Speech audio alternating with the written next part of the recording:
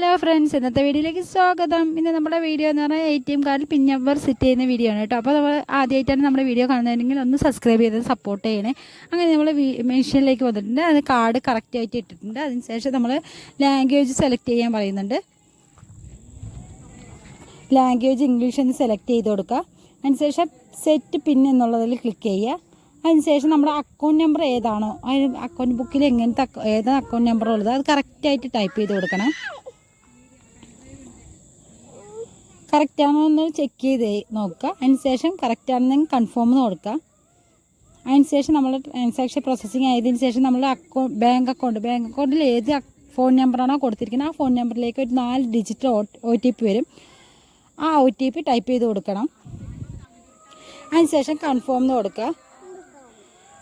അതിനുശേഷം നമ്മുടെ കയ്യിൽ പിൻ നമ്പർ വരുന്നുണ്ട്. ആ പിൻ നമ്പർ ടൈപ്പ് ചെയ്ത് കൊടുക്കുക. നമ്മൾ ഏതാണോ പിൻ നമ്പർ കൊടുക്കാൻ ഉദ്ദേശിക്കുന്നത് ആ പിൻ നമ്പർ ടൈപ്പ് ചെയ്ത് കൊടുക്കുക. പിന്നെ അതുപോലെ തന്നെ വീണ്ടും new pin number re entry pin number എന്ന് പറയുന്നുണ്ട്.